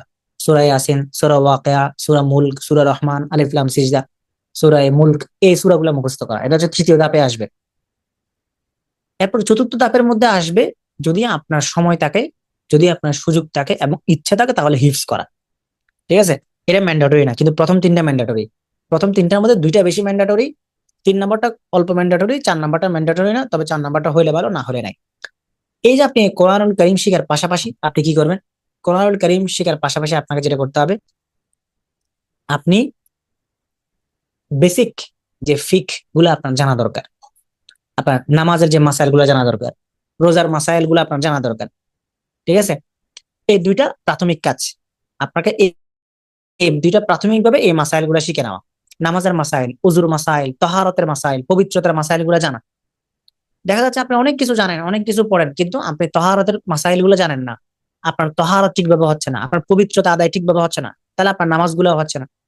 তাহলে বেসিক কোরআনুল কারীমের, যেহেতু নামাজ একটা ফরজ এবং রোজা ফরজ, বাকি 2 ফরজ কিনা আবশ্যিক ফরজ না, বাকি 2 ফরজ হচ্ছে সামর্থ্যের ভিত্তিতে, যাকাত এবং হজ তো সামর্থ্যের ভিত্তিতে ফরজ। হ্যাঁ, আপনি এইগুলো শিকার পাশাপাশি ইবাদাতের যেগুলা মাসাইল গুলো আছে, এই মাসাইল গুলা শিখা, এটা হচ্ছে আপনার প্রথম 1 বছরের সিলেবাস হবে। এটা যে প্রথম 1 বছরের মধ্যে আপনি কোরআন কারিমকে শুদ্ধ করবেন, এবং সেই সাথে আপনি মাসাইল গুলো, ইবাদাতের মাসাইল যেগুলো আছে এই মাসাইল গুলো আপনি ভালোভাবে রপ্ত করবেন, সমস্ত সুরত সহকারে। আপনি 1 বছর পর আপনি নিজেকে এমন একটা অবস্থানে দেখার নিয়ত করবেন যে আমি 1 বছর পরে কোরআন কারিম শুদ্ধ করে পড়তে পারি, আমার ফজিলতের সূরাগুলো মুখস্থ, 3 নাম্বারে আছে আমার নামাজের সূরাগুলো মুখস্থ, এবং নামাজ রোজার বেসিক সমস্ত মাসাইল গুলো আমার জানা হয়ে গেছে। এটা হলো আপনার প্রথম। এরপরে দ্বিতীয় টার্গেট আপনি জেনে নেবেন। দ্বিতীয় টার্গেট হলো আরবি ভাষা শিখা। আরবি ভাষা গুরুত্ব ফজিলত কত কি এটা আসলে বলে বোঝানো শেষ করা যাবে না। আমি যদি বাস্তবিক বলি, আপনি আরবি ভাষা জানলে আপনি একটা দুনিয়ার অ্যাক্সেস আপনার সামনে খুলে যাবে। অসংখ্য আরবি ভাষার নুসুস, অসংখ্য আরবি ভাষার তারিখ, অসংখ্য আরবি ভাষার যে মাখতুতাত গুলো আছে, যে কিতাবাদি গুলো আছে, যে ইতিহাস সভ্যতা আরবি ভাষার মধ্যে রচিত হয়েছে, এগুলো আপনার সামনে খুলে যাবে। এই দরজাটা আপনার সামনে খুলে যাবে। এটা হচ্ছে আপনার বস্তুবাদী লাভ। আগে বস্তুবাদী লাভে আসি। এবং এই ভাষার মাধ্যমে আপনি নেটওয়ার্কিং করতে পারবেন, আপনি মানুষের সাথে কমিউনিকেট করতে পারবেন। আপনি আপনার সীমানার বাইরে এসে আপনার সামনে আরব আলিমদের, আরব শিয়ুখদের চিন্তা ভাবনা রচনা এগুলো আপনার সামনে খুলে যাবে।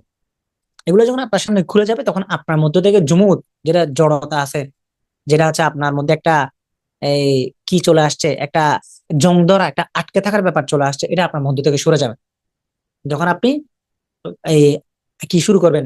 আরবি ভাষার মাধ্যমে আপনি আরব আলিমদের এবং আরবি ভাষায় রচিত ইলমের ধারা আপনার সামনে খুলবে। এটা হচ্ছে একটা। আর তাছাড়া আরবি ভাষা যখন আপনি জানবেন, যে মানে আপনি এই এই আনন্দটা আপনি উপভোগ করতে পারবেন যখন আপনি আরববাসীদের সাথে চলাফেরা করবেন, আরবদের সাথে মিশবেন। ঠিক আছে? যখন তারা দেখবে যে আপনার আরবি ভাষার দক্ষতাটা কতটুকু, তখন আপনি একটা আলাদা একটা সম্মান পাবেন দুনিয়ার সর্বত্র। আর দ্বিতীয় ব্যাপার হচ্ছে কোরআন এবং হাদিসের যে, ওই শুরুতে যেটা বললাম, কোরআন এবং হাদিসের টেক্সটের মধ্যে যে দর্শনটা আছে, এই দর্শনটা আপনি জীবনেও অনুবাদ করে বা আরবি ভাষা ছাড়া আপনি পারবেন না, বুঝবেনই না আপনাকে আসলে কি বলা হচ্ছে। আমি আপনাকে অসংখ্য এক্সাম্পল দিতে পারবো, যে এক্সাম্পল গুলো আরবি ভাষা ছাড়া আপনি অনুধাবনই করতে পারবেন না। কোরআনের প্রত্যেকটা আয়াতকে দেখেন, এক একটা ওয়ার্ডকে দেখেন। যেমন আমরা যদি সূরা কাহাফের কথা বলি, সূরা কাহাফে আল্লাহ পাক বলছেন যে রাবাতানা আলা কুলুবিহিম ইয ক্বামু ফাকালু রাব্বুনা রাব্বুস সামাওয়াতি ওয়াল আরদ।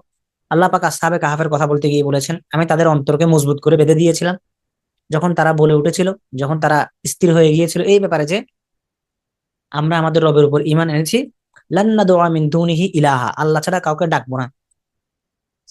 আর ইলাহা লাকাদ কুলনা ইদান শাতত, যদি আমরা ডাকি তাহলে আমাদের এই বক্তব্যটা, আমাদের এই কথাটা শাতত হয়ে যাবে। এখন এই শাতত শব্দটা আপনি আরবির জ্ঞানটা অনুভব করা ছাড়া আপনি শাততর সঠিক তর্জমা আপনি বাংলায় পাবেনই না। কারণ এই শাতত শব্দটা একটা আলাদা দর্শন, এটা আলাদা একটা একাডেমিয়া, এটা আলাদা একটা কাঠামো, এটা সাধারণ কোনো শব্দ না। বুঝতে পারছেন? আমি যদি আরেকটাকে বিশ্লেষণ করি, just like like for example, এই কথাটা আসছে দেখে বলতেছি। শাতত শব্দটা হচ্ছে এমন একটা শব্দ, যে শব্দটা দিয়ে এমন কথাকে বোঝানো হয় যেটা বলার এবং যেটা উপস্থাপন করার যোগ্যতা আছে আপনার, কিন্তু আপনি চাইলেও সেটা কোনোদিন বলতে পারবেন না। আরেকটু সহজ করে বলি, ধরেন আমি আমি চট্টগ্রামের লোক, আমারুল হক। তো বোঝার জন্য বলি যে চট্টগ্রামের যত স্থানীয় গালিগালাজ আছে এগুলো সবই আমি জানি, জানি না যে তা না, গালিগালাজ সবই আমার খুব ভালো মতো জানা আছে। এখন আপনি যদি আমাকে বলেন যে তোমাকে 1 কোটি টাকা দিব, তুমি একটা কাজ করো, বাইতুল মুকাররম মসজিদের যে ইয়া হয়, ধরেন আমাকে কি বানানো হলো। আচ্ছা আচ্ছা, আমার এক্সাম্পলে দিই, ধরেন আমাকে বাইতুল মোকাররমের খতিব বানানো হলো এবং আমাকে জুমার নামাজ পড়ানোর জন্য আদেশ দেওয়া হলো। এখন আমি তো চট্টগ্রামের লোক, চট্টগ্রামের সমস্ত ভাষা তো আমি জানি, গালিগালাজও সব জানি। আমাকে যদি বলে যে তোমাকে আমি 1 কোটি টাকা দিলাম, তুমি একটা কাজ করো, যে বাইতুল মোকাররমের মিম্বরে দাঁড়াই তুমি চট্টগ্রামের যত গালিগালাজ জানো এগুলো সব দাও, এটা কি আমার পক্ষে জীবনেও সম্ভব? মানে আমি কিন্তু দেখেন, গালিগুলো আমি জানিও, আমার বলার মতো শক্তিও আছে, মুখ দিয়ে গালিগুলো বের হবে আমি যদি দিই। এবং সেই সাথে হচ্ছে এই মানে এটা এটা আমার এটাকে বলা যায় পসিবল ইম্পসিবল। এটাকে আমরা বলতে পারি এটা হচ্ছে পসিবল ইম্পসিবল। সব সম্ভাবনা থাকা সত্ত্বেও এটা অসম্ভব, এটা কোনোদিন হবে না, এটা বলাই যাবে না। যদি ডক্টর মোহাম্মদ ইউনূসকে, আমাদের উপদেষ্টাকে যদি বলি যে আপনি এক কাজ করেন, আপনি তো চিটাগাঙ্গের লোক, আপনি একদিন রাষ্ট্রপতির বাসভবন থেকে চট্টগ্রামের গালি দিয়ে জাতির উদ্দেশ্যে একটা ভাষণ দেন, এটা কি তার পক্ষে কোনোদিনই সম্ভব? কোনোদিনও সম্ভব না, অথচ উনি সবই জানে। এটাকে বলা হয় পসিবল ইম্পসিবল জিনিস। তো এই যে এই যে চিন্তা, এই যে পসিবল ইম্পসিবলের যে দর্শনটা, যে অনুভবটা আমি বুঝাচ্ছি, এই অনুভবটাই আরবিতে বলা হয় সাতত। মানে এখানে আল্লাহ পাক এটা বলেন নাই, আপনি কিন্তু অনুবাদ করতে গেলে অনুবাদটা পাবেন এটা, আমরা যদি আল্লাহর সাথে শিরিক করে কোনো কথা বলি, আল্লাহকে ছাড়া অন্য কাউকে ডাকি, তাহলে আমাদের সে ডাকটা হবে বড় মন্দ, অনুবাদ পাবেন এটা। কিন্তু শুধু বড় মন্দ আর সাতত দুইটা আলাদা বিষয়। সাততটা কি? সাতত হচ্ছে এটা যে তারা বলতে চাচ্ছে, তারা তাদের তাদের আল্লাহর সাথে শিরিক করার মতো শব্দ তাদের মুখে আছে, তারা চাইলে বলতে পারে, তারা শিরিক করতে পারে, আর অনেকেই তো করে, ঠিক আছে, কিন্তু সেটা তারা পারবে না। এই যে তাদের যে না পারা, অপারগতা, পারঙ্গমতা সত্ত্বেও অপারগতা, এটাকে বলা হয় সাতত। অসম্ভব ভয়াবহ লেভেলের কি অপারগতা, এটাকে বলা হয় সাতত। তো এই জিনিসটা আপনি যদি আরবি ভাষা না বুঝেন, আপনার পক্ষে কোনোদিনও সম্ভব, আপনি কোনোদিনও এই আরবি ভাষা জানা ছাড়া এটার আপনি সেই অনুভবের ব্যাখ্যায় আপনি যাইতে পারবেন না। তো এরকম কোরআন শরীফের শব্দ একটা না, অসংখ্য শব্দ। যেমন আমরা যদি দেখি কোরআন শরীফে আল্লাহ পাক সূরা জিনের মধ্যে বলছেন, আন্নাহু তাআলা জাদ্দু রাব্বিনা মাত্তাখাযা সাহিবাতান ওয়ালা ওয়ালাদা। জিনরা বলতেছিল যে আন্নাহু তাআলা জাদ্দু রাব্বিনা, এই যদি সরল অনুবাদ করেন, জাদ্দুন মানে হলো দাদা, জাদ্দু রাব্বিনা আমাদের রবের দাদা। তাহলে আল্লাহর কি কোনো দাদা আছে? আল্লাহর তো কোনো দাদা নাই, তাহলে এই জাদ্দুন কোত্থেকে আসলো? জাদ্দুন এটা হচ্ছে অনুভব। কিরকম? জাদ্দুন শব্দের আরবি ভাষার অনেকগুলো অর্থ আছে, এর মধ্যে জাদ্দুন দিয়ে কি বুঝায়? দাদাকে বুঝায়। দাদা হচ্ছে ফ্যামিলির সবচেয়ে বড়, পরিবারের সবচেয়ে সম্মানজনক ব্যক্তিত্ব হচ্ছে দাদা। তার মানে উচ্চাঙ্গতা, সুউচ্চতা, সুমর্যাদা বোঝানো। তো সেখানে বলা হচ্ছে ওয়ান্নাহু তাআলা জাদ্দু রব্বিনা, মানে ওয়ান্নাহু তাআলা মাজদু রব্বিনা, আমাদের রবের সম্মান। তাহলে এটা আরবিতে কোরআন শরীফে আসছে কি শব্দ? জাদ্দুন শব্দ দিয়ে। তো এটা আপনি জাদ্দুনটা আপনি কখন বুঝবেন? যখন আপনি কি করবেন, পুরো কোরআনকে ওইভাবে বুঝবেন। তো সেটার জন্য আপনার আরবি ভাষাটা জানা জরুরি, আরবি ভাষার বালাগাত, ফাসাহাত এগুলো জানা জরুরি, ঠিক আছে? আপনি যে সূরা দাহরের শুরু দেখেন, আল্লাহ পাক বলছেন হাল আতা আলাল ইনসানা হিনুম মিনাদ দাহরি লাম ইয়াকুন শাইআম মাযকুরা, মানুষের উপর কি এমন কোন সময় যায় নাই যে সে যখন উল্লেখযোগ্য বস্তু, আলোচনা করার মতো উল্লেখযোগ্য কোনো কিছুই ছিল না। এই যে আল্লাহ পাক বলতেছেন হাল আতা, হাল মানে প্রশ্ন করা, কিন্তু এখানে আসলে অনুবাদটা প্রশ্ন করার মতো হবে না, এখানে হবে অবশ্যই অবশ্যই মানুষের উপর এমন একটা সময় গেছে যে সময় সে উল্লেখযোগ্য হওয়ার মতো কিছুই সে ছিল না। তাহলে এই যে আপনি প্রশ্নকে আবশ্যকীয়তার অর্থে আনা, এটা কোথায় পাবেন? এটা আপনি কোরআনের মাধ্যমে, এটা আরবি ভাষার মাধ্যমে পাবেন। বালাগতুল কোরআন যখন আপনি বুঝবেন, কোরআন শব্দের প্রয়োগগুলো যখন আপনি বুঝবেন। যেমন আমি চট্টগ্রামে এই তুর্কি সফরের আগে একটা সেমিনারে আলোচনা করেছিলাম। এখানে এই আল্লাহ রাসূল সাল্লাল্লাহু আলাইহি ওয়াসাল্লাম একটা হাদিস আছে, যে হাদিসের মধ্যে এই আল্লাহ রাসূল সাল্লাল্লাহু আলাইহি ওয়াসাল্লাম বলেছেন যে মনে যখন ফিতনা মানুষের মনে যখন ফিতনা আসতে থাকে, ফিতনা মানুষের মনে কিয়ামতের আগে এমন ভাবে আসবে যে সেটা কাল হাসির, উদান উদান, যে সেটা চাটাইয়ের মতো, কাটি কাটি চাটাইয়ের মতো হয়ে যাবে। কাটি কাটি চাটাই মানে কি? আপনি শীতল পাটি দেখছেন আপনারা? শীতল পাটির মধ্যে দেখেন না যে শীতল পাটির মধ্যে তাল পাতার যে কিগুলা থাকে, যে হচ্ছে মানে যে কঞ্চিগুলা থাকে, ওগুলো একটার ভিতরে এক কিভাবে ঢুকে থাকে। এইটাকে আল্লাহ সাল্লাল্লাহু আলাইহি সাল্লাম এক্সাম্পল দিয়েছেন যে ফিতনা মানুষের অন্তরে এইভাবে ঢুকে থাকবে। এটা যদি আমি আপনাদেরকে এই, মানে ভিডিওতে দেখাতে পারতাম ভালো হইতো, তবে ওই আলোচনাটা আমার রেকর্ড আছে, ওটা শেয়ার করলে, আপনারা ফেসবুকে শেয়ার করলে দেখতে পারবেন। ওইখানে আমি হাত হাত দিয়ে দেখিয়েছি যে কিভাবে আল্লাহ সাল্লাল্লাহু আলাইহি সাল্লাম বুঝাচ্ছেন।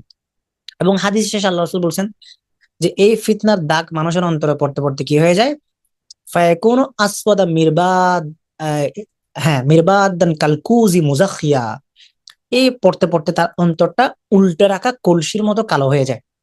এই যে আল্লাহ সাল্লাল্লাহু আলাইহি ওয়াসাল্লাম এক্সাম্পল দিচ্ছেন কালকুজি মুজাখিয়া। মুজাখিয়া কেন এটা এই শব্দটা আল্লাহ রাসূল ইস্তেমাল করছেন, ব্যবহার করছেন, এই একটা দর্শন, এটা আপনাকে বুঝতে হবে, এটা আপনি শুধু অনুবাদ দিয়ে বুঝবেন না। আপনারা আমরা সবাই কলসি দেখছি।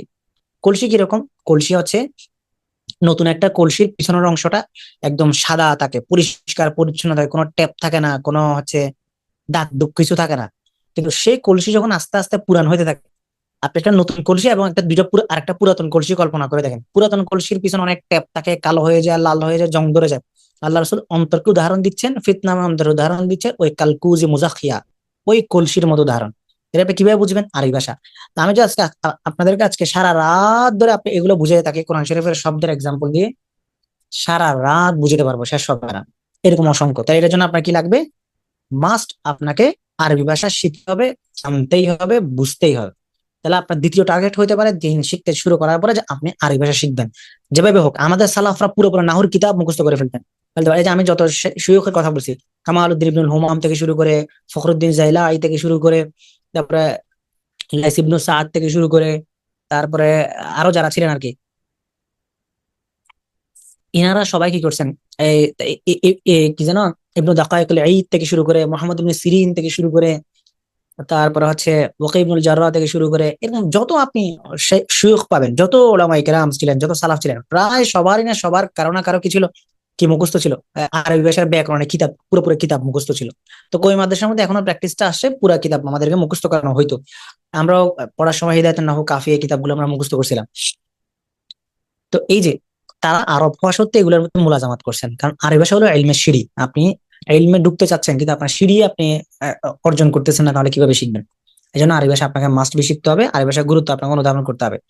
মাঝখানে একটু হালকা করে একটু আমাদের নতুন বেচে মার্কেটিং করে দেয়।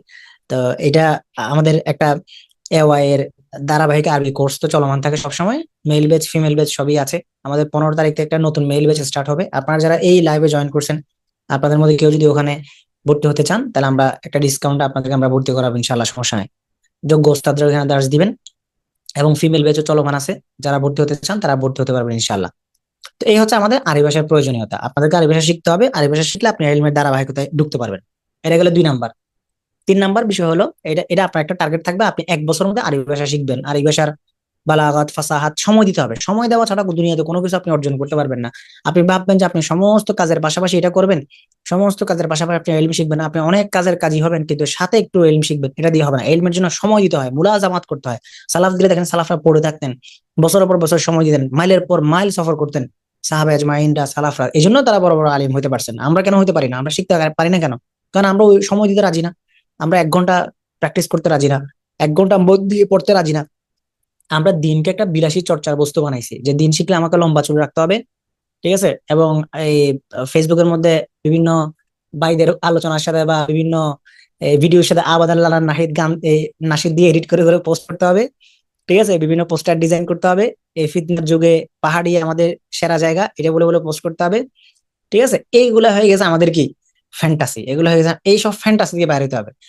আমি বুঝি না কেন যে আমাদের এই এই চর্চাটা আসছে, যে আমরা কেন ফ্যান্টাসিতে পড়ে থাকি, এবং এবং পরচর্চা তো শেষ নাই কেন।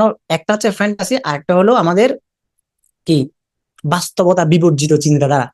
এবং আমাদের রেগুলার লাইফের কোনো রুটিন নাই, কোনো ঠিক ঠিকানা নাই, যে আমি আহ, আমি এখন কি করব, আগামীকাল আমি কি করব, 1 মাস পরে আমার শিডিউল কি হবে, ঠিক আছে, এগুলো আমাদের কোনো ঠিক ঠিকানা নাই। আমি উৎসাহের জন্য বলি, আলহামদুলিল্লাহ, আমি প্রত্যেকটা কাজ টু ডু লিস্ট অনুযায়ী করি। আমার যে কোনো কাজের পিছনে আমি কোথায় সফর করব, কতক্ষণ সফর করব, কতক্ষণ ওই জায়গায় থাকবো, কতক্ষণ ওই কাজটা করব, আমার কোন বইয়ের পর আমি কোন বইয়ের রচনা শুরু করবো, আমার বিজনেসে আমি আমার কতক্ষণ সময় দিব, ঠিক আছে, আমি কোন ক্লাস কখন নিব,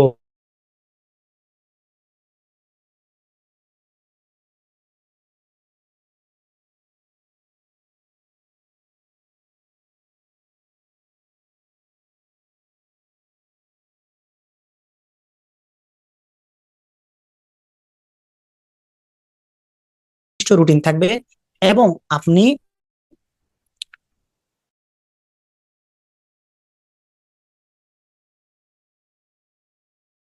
উপরে নিয়ে যাবেন, এর একদম সলিড বাস্তবতা। কিন্তু আপনি যখন দেখা যাবে, ইভেন আমি কতক্ষণ ফেসবুকের সময় দিব, কতক্ষণ কোন টাইমে কোন লেখাটা পোস্ট করবো, এটাও আমার টু ডু লিস্টের বাইরে যায় না। কিন্তু আমাদের ভাই বোনদেরকে দেখে যে তারা মানে বেহুদা কাজে এত বেশি সময় দিতে পছন্দ করে, যে এখন একটা ইস্যুতে অন্যান্য সেকুলারদের চেয়ে দেখা যায় কি যে আমাদের ছেলে মেয়েদের অ্যাক্টিভিটি অনেক পরিমাণে বেশি। কেন আপনার, কেন আরেকজনের ব্যাপারে আপনাকে এত বেশি চর্চা করতে হবে? কেন আরেকজনের ব্যাপারে আপনাকে এত বেশি চিন্তা ভাবনা করতে হবে? আপনার নিজের এখনো পর্যন্ত প্রাতিষ্ঠানিক অবস্থান তৈরি হয় নাই, আপনার যে অসংখ্য কমতি, কেন আপনি আরেকজনকে নিয়ে পড়ে থাকবেন? কেন আপনার কমেন্ট, লাইক কমেন্ট বা আরেকজনের সাথে গুদাগুতি, ঠিক আছে, অমুকের বিরুদ্ধে পোস্ট, তমুকের বিরুদ্ধে পোস্ট, এগুলোতে আপনাকে ইন্টারেস্ট খুঁজতে হবে। আপনি আপনার পায়ের নিচের মাটি শক্ত নাই, কিন্তু আপনি চিন্তা ভাবনা আপনি আপনি মাটির দিকে দেবে যাচ্ছেন, কিন্তু আপনার চিন্তা ভাবনা হলো আরেকজনকে উদ্ধার করা। এগুলো থেকে সবকিছু থেকে বের হয়ে আসে, সমস্ত ফ্যান্টাসি থেকে মুক্ত হয়ে যান। পারলে অনলাইন থেকে দূরে থাকা আরো ভালো। আপনি স্থির মন মানসিকতা নিয়ে আপনি লম্বা সময় পড়াশোনা করেন, আল্লাহ পাক আপনাকে একটা সফলতা দান করবেন। আমি মাদ্রাসায় পড়াশোনা করার একটা স্টেজে পরে 2016 থেকে, যখন শেখ হারুনিজার সাহেবের সাথে আমরা পাঠচক্র স্টার্ট করি লালখান বাজারে, তখন হারুনিজার সাহেব তখন হচ্ছে কি যে ওইরকম এখন পাবলিক ফিগার তখন ওইভাবে হন নাই। আমরা 16 সাল থেকে পাঠচক্র করতাম। 16 থেকে 20 সাল পর্যন্ত আমি এই টানা পড়াশোনা করেছি, বিভিন্ন বিষয়ে মতবাদ, শিল্প, সাহিত্য, এই সেগুলো নিয়ে দীর্ঘ সময় পড়াশোনা করেছি। তারপর আমি হচ্ছে কি ফেসবুকে স্টার্ট করছি লেখা জোকা বা ইত্যাদি ইত্যাদি। এই যে 21 সাল থেকে আমি মনে করি যে 21 সাল থেকে 25 সাল পর্যন্ত আমি কোনো কিছু পড়ি নাই। তাও ওই যে কাজ কেন্দ্রিক বই কেন্দ্রিক পড়াশোনা হয়, এর বাইরে তেমন পড়াশোনা হয় না। তো এরকম একটা সুনির্দিষ্ট টাইম ফ্রেম যদি আপনি আপনার পড়াশোনার পিছনে কাজে লাগাইতে পারেন, আপনার ভিত্তি যখন মজবুত হবে, তখন আপনি আপনার নিজের মধ্যে একটা স্থিরতা আসবে, নইলে আপনার মধ্যে কোনো স্থিরতা আসবে না। সেই জন্য এটা মনে রাখবেন। ব্যক্তিগত কথাগুলো আসলে বলা হয় না, এগুলো বলছি আপনাদের ইন্টারেস্ট, উৎসাহের জন্য। যে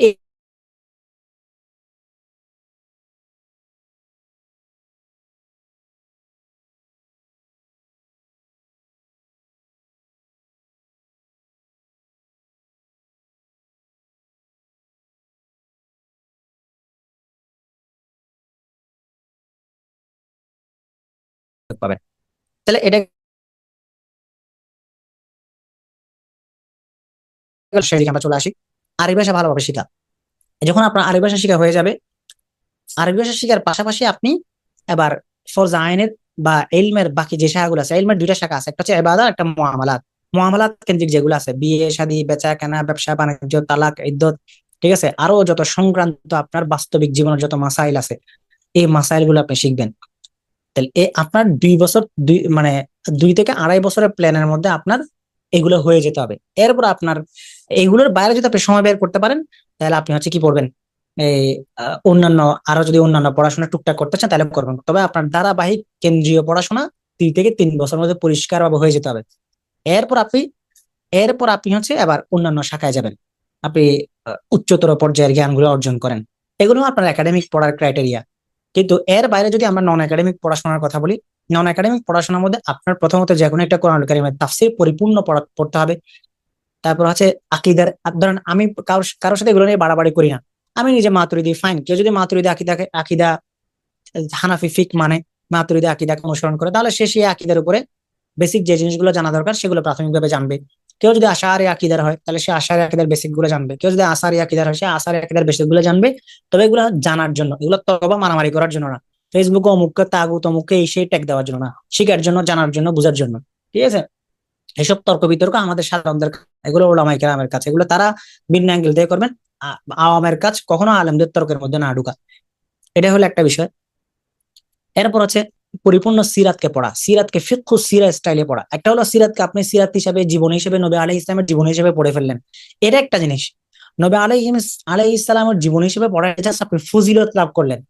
কিন্তু আপনাকে যদি আমি এখন প্রশ্ন করি যে আপনি সিরাতুত তাদবিকিয়াটা কি হবে, আপনি সিরাতের সাথে আপনি জীবন কিভাবে সমন্বয় করেন, আপনি আপনার পার্সোনাল ইভেন্টস গুলোকে কিভাবে রাসূলুল্লাহ সাল্লাল্লাহু আলাইহি ওয়াসাল্লামের ইভেন্টস এর সাথে সমন্বয় করেন, তখন দেখা যাবে আপনার উত্তরটা নাই। তাহলে এটা আপনার সিরাতটা যেটা হয়েছে, এটা হচ্ছে আপনার সিরাতুল জাতিয়া পড়ছেন, আসিরত আলা হাসাবিল ফজিলা পড়ছেন, ফজিলত কেন্দ্রিকতা, যা সওয়াবের জন্য পড়ছেন, বা নবী আলাইহিস ইসলামের সিরাতটা পড়ে আপনার মধ্যে ইমোশন আসছে এজন্য পড়ছেন, ফাইন, এটা ফাইন, কিন্তু আপনাকে আসিরাতুত তাদবিকিয়া জানতে হবে। সিরাতের সাথে জীবনের সমন্বিত রূপকে কিভাবে অর্জন করবে সেটা জানতে হবে। তো এটা কিভাবে আসবে?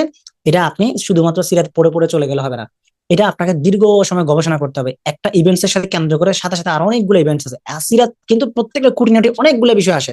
সিরাতের মধ্যে ছোটখাটো জিনিস না কিন্তু। আপনি মনে করতেছেন একটা আর রহিকুল মাখতুম বা রেইন ড্রপস বা সিরাতে মুস্তাফার ভিতরে সব চলে আসছে, আসলে সব আসে না। এগুলো সব প্রত্যেকটা ঘটনার সাথে খুঁটিনাটি আরো অনেক কিছু আছে, যেগুলো আপনাকে গেটে গেটে বের করতে হবে। হয়তো আমি আপনাকে সিরাতের এরকম অনেক ইভেন্টস বলতে পারবো যেগুলো আপনি কোনোদিনও শুনেন নাই, যেগুলো কোরআন আয়াতের মধ্যেও আছে। কোরআন আয়াত সিরাতের সাথে সমন্বয় হয়েছে এইভাবে এইভাবে। আমি যদি আপনাকে সূরা নূরের আয়াত গুলো বলি, সূরা নূরের মধ্যে রাসূল আকরাম সাল্লাল্লাহু আলাইহি ওয়াসাল্লাম স্ত্রী আয়েশা রাদিয়াল্লাহু তাআলা আনহা যখন অপবাদ দেওয়া হয়েছিল, ঠিক আছে, এই অপবাদের ঘটনা কোথায় আসছে? সিরাতের মধ্যে আসছে। কিন্তু এই অপবাদের প্রত্যেকটা ইঞ্চির সাথে, প্রত্যেকটা আয়াতের সাথে এক একটা করে ঘটনা আছে। যেমন এই আবু বকর রাদিয়াল্লাহু তাআলা একটা ঘটনা আমি একবার লিখছিলাম, যে তিনি ঠিক করছিলেন যে কাউকে ঋণ দিবেন না, মানে একজনকে সাহায্য করতেন, তাকে সাহায্য করবেন না। তখন আল্লাহ পাক আয়াত নাযিল করছেন, ওয়ালা তাহলে উলুল ফাদলি মিনকুম ওয়াসআতি আন ইউতু উলিল কুরবা ওয়াল ইয়াতামা ওয়াল মাসাকিন, যে এই, যারা আলা তুহিব্বুনা আন ইয়াগফিরাল্লাহু লাকুম, তোমরা কি চাও না আল্লাহ তোমাদেরকে মাফ করে দিক? অর্থাৎ কেন তুমি যেটা সাহায্য করো সেটার জন্য তুমি মানুষের কাছে বিনিময় চাও? আমরা যখন কেউ আমাদেরকে কষ্ট দেয়, আমরা তার উপকার করার পরও কষ্ট দেয়, আমরা হতাশ হয়ে যাই। আল্লাহ পাক বলছেন তুমি কেন তাকে উপকার করে হতাশ হচ্ছ? সে তোমার বিরুদ্ধে গেছে বলে, তুমি তো তাকে উপকারটা তার জন্য করো নাই, তুমি তো করছো আমার জন্য। তো আমার জন্য যেহেতু উপকার করছো, তাহলে তুমি আরেকজনের কাছ থেকে কেন হতাশ হচ্ছ? এই সিরাতের ঘটনাকে কোরআনের সাথে সমন্বয় করা হয়েছে। এভাবে আপনি আরো যদি দেখেন, যখন অপবাদের ঘটনা ঘটছে, আবু আইয়ুব আল আনসারী রাদিয়াল্লাহু তাআলা আনহুর স্ত্রী উম্মে আইয়ুব আবু আইয়ুব আল আনসারীকে বলছেন যে আপনি কি শুনছেন মদিনার মধ্যে এরকম ঘটনা ঘটছে? স্বাভাবিক, এটা মেয়েদের মধ্যে থাকে যে একটু আলোচনা শুনলে বা একটু কোথাও কথাবার্তা হলে এগুলো নিয়ে একটু আলাপ আলোচনা করা। তো আবু আইয়ুব আল আনসারী রাদিয়াল্লাহু তাআলা আনহু তাকে বলছেন, এটা কি তুমি বিশ্বাস করো ঘটনা? বলেছেন আমি তো বিশ্বাস করি না। বলে যে খবরদার, এটা বিশ্বাসও করবে না। যার ব্যাপারে কথা হচ্ছে সে নবীর স্ত্রী, আবু বকরের মেয়ে, তার ব্যাপারে কোনো কথা হবে না। তখন আল্লাহ পাক কোরআনের মধ্যে আয়াত নাজিল করছেন। আয়াত সূরা নূরের মধ্যে আয়াত নাজিল করে আল্লাহ পাক আমাদেরকে দীক্ষা দিয়েছেন, বুঝিয়েছেন যে এই তোমরা কি করো, ইত্তালাক্কাউনাহু বিআলসিনাতিকুম ওয়া তাকুলুনা বিআফওয়াহিকুম মা লাইসা লাকুম বিহি ইলম ওয়া তাহসাবুনাহু হায়্যিনা ওয়া হুয়া ইনদাল্লাহি আযীম। তোমরা এই যে মুখে মুখে কথায় কথায় একজনের কাছ থেকে আরেকজনের সঙ্গে নানান কথা ছড়াও, এবং সেটাকে তোমরা মনে করো খুব সিম্পল বিষয়, এটা আসলে সিম্পল বিষয় না। এই ব্যাপারে তোমাদের সুনির্দিষ্ট কোনো প্রমাণ নাই। যখন তোমরা কারো সম্পর্কে কোনো কথা বলে বেড়াচ্ছ, শুনে বেড়াচ্ছ, চর্চা করতেছো, অথচ তুমি ক্লিয়ারলি কিছুই জানো না, তুমি এগুলো ছড়িয়ে বেড়াচ্ছ, তাহসাবুনাহু হায়্যিনা, এবং তুমি মনে করতেছো এটা খুবই সিম্পল বিষয়, কিন্তু ওহু ইনদাল্লাহি আযীম, সেটা আল্লাহর কাছে অনেক বড় বিষয়। আল্লাহ পাক তোমাদেরকে নসিহত দিচ্ছেন যেন তোমরা এরকম কাজ, ইয়াইযুকুমুল্লাহু আন তাউদু লিমিসলিহি আবাদান ইন কুনতুম মুমিনিন ওয়া ইউবাইয়িনুল্লাহু লাকুমুল আয়াতি ওয়াল্লাহু আলিমুন হাকীম। তোমরা মুমিন হয়ে থাকলে এই কাজ আর করো না। তাহলে এই আয়াতগুলো কোত্থেকে আসছে? আসিরাতুত তাদবিকিয়া, সিরাত থেকে আসছে। এবার আপনি যদি সূরা মুজাদালা দেখেন, সূরা মুজাদালার মধ্যে আসছে কদ সামিআ আল্লাহু কওলাল লাতী তুজাদিলু, আপনি ওই মহিলা, আল্লাহ পাক ওই মহিলার কথা শুনছেন যে আপনার সাথে লড়াই করতেছে, আপনার সাথে ঝগড়া করতেছে, তর্ক করতেছে। এটা কোত্থেকে আসছে? সিরাত থেকে। এবার এগুলো বলা আসকিরাতুত তাদবিকিয়া, ইভেন্টস এর সাথে সিরাতকে সমন্বয় করা। তাহলে আপনাকে এই সিরাতকে এইভাবে পড়তে হবে। এরপর আপনার আসবে সমসাময়িক সমস্যা, মতবাদ, এগুলো নিয়ে ডিপ পড়াশোনা করা, ছাড়া ছাড়া পড়াশোনা না, ফেসবুক পোস্ট কেন্দ্রিক পড়াশোনা না। এগুলো এগুলো যখন আপনি এভাবে গুছিয়ে পড়াশোনা করবেন, একটা প্ল্যান করতে পারবেন, এবং পাশাপাশি আপনার যদি আরো সময় থাকে, তাহলে আপনি এই ধারায় আপনি যে ধারা থেকে ছেড়ে এই ধারায় আসছেন, সে ধারার প্রাতিষ্ঠানিকতা অর্জন করেন। আপনি দাওরা পরীক্ষা দেওয়ার চেষ্টা করেন, আপনি একটা ইসলামিক স্টাডিজ, আপনি একটা অনার্স সার্টিফিকেট নেওয়ার ট্রাই করেন, আপনি হচ্ছে বিভিন্ন অনলাইন ইউনিভার্সিটি আছে ইসলামিক স্টাডিজ এর, ওইখানে পড়ার চেষ্টা করেন। আপনি সবকিছু ছেড়ে ছুড়ে দিয়ে বসে আছেন, তখন তো আপনি হতাশ হবেনি। হতাশা তখন আপনাকে পেয়ে বসবে, বরং হতাশায় আপনার রেজাল্ট। আপনার হতাশ হতেই হবে, না হওয়াটা অসম্ভব, আপনার হতাশ হওয়াটাই সম্ভব। তো যখন আপনি এগুলাকে এভাবে সমন্বয় করবেন, গুছাইয়ে পড়বেন, এবং একটা প্রাতিষ্ঠানিকতাকে আপনি বেছে নিবেন, তখন দেখা যাবে একটা গঠনমূলক পরিবর্তন, বাস্তববাদী সলিউশন আপনার সামনে আসবে। এরপর আসবে হচ্ছে এলম অনুযায়ী আমল করা। আপনি যা কিছু শিখছেন সেটা শুধুমাত্র ফ্লেক্স নেওয়ার জন্য না, আরেকজনকে খোঁচা মারার জন্য না, বা হচ্ছে আপনি অনেক কিছু জানেন সেটা বোঝানোর জন্য না, আপনাকে সেই অনুযায়ী আমল করতে হবে। ঠিক আছে? যত ইমাম শাফির একটা কথা আছে না, এলমের তিনটা ধাপ, এলমের তিনটা পর্যায়ে আছে। ব্যক্তি যখন এলমের প্রথম অংশটা পায়, তখন সে ধরাকে সরা জ্ঞান করে, সে ভাবে সে সবকিছু জানে, আর কেউ কোনো কিছু জানে না। যখন সে মিডিয়াম পর্যায়ে আসে, তখন ভাবে যে না, তার আরো অনেক কিছু শেখা বাকি আছে। যখন সে তৃতীয় পর্যায়ে আসে, তখন সে বুঝে সে আসলে কিছুই শিখে না, তার আরো অনেক জানার পথ বাকি আছে, সে এখনো জাহেলি আছে। ঠিক আছে? তো এটা, এই জন্য প্রথম হচ্ছে কি, এলমের একটা অবধারিত ফলাফল হলো বিনয়। যত এলম শিখবেন ততই আপনার মধ্যে বিনয় আসবে, তত আপনার মধ্যে মুয়াজানা আসবে, যে তুলনামূলক এবং গভীরতা আসবে, তাদকিক আসবে, দাকিক চিন্তা আসবে, গভীরে আপনি চিন্তা করতে পারবেন। ঠিক আছে? আপনি তত বেশি আল্লাহর কাছাকাছি হবেন, যত বেশি এলম শিখবেন তত বেশি বেশি আপনার আল্লাহর সাথে সম্পর্ক বাড়বে, আল্লাহর সাথে সম্পর্ক বৃদ্ধি পাবে। যত আপনার ইলমের মধ্যে কমতি আসবে, তত আপনার আল্লাহর সাথে সম্পর্কটা দূরে চলে যাবে।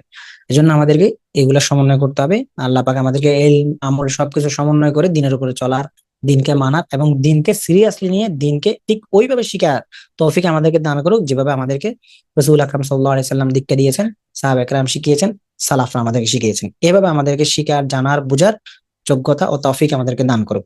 যা কিছু বলেছি পয়েন্ট আকারে বলেছি, ক্লাসের মতোই বলেছি, শুধুমাত্র ওয়াজ ছিল না। সো যা কিছু বলছি এগুলো সবগুলো আপনারা সুন্দরভাবে নোট করবেন এবং লিখে নেবেন। আপনাদের যদি কারো কোনো প্রশ্ন থাকে চ্যাট বক্সে করতে পারেন, অথবা আমাদের এর পরবর্তীতে মেইলে বা টেলিগ্রামে পাঠাতে পারেন, আমরা ইনশাআল্লাহ এখান থেকে উত্তর দিব। আজকের দরস আমরা মোটামুটি এখানে শেষ করছি, এখানেই আমাদের আজকে আলোচনাটা শেষ করে দিচ্ছি। আপনাদের আরো কোনো প্রশ্ন বা অন্য কোনো কিছু থাকলে সেটা অন্যত্র করতে পারেন ইনশাআল্লাহ। সময় অতিরিক্ত হয়ে যাওয়ার কারণে আমরা আজকে এখানে ছেড়ে দিচ্ছি। আসসালামু আলাইকুম ওয়া রাহমাতুল্লাহি ওয়া বারাকাতুহু।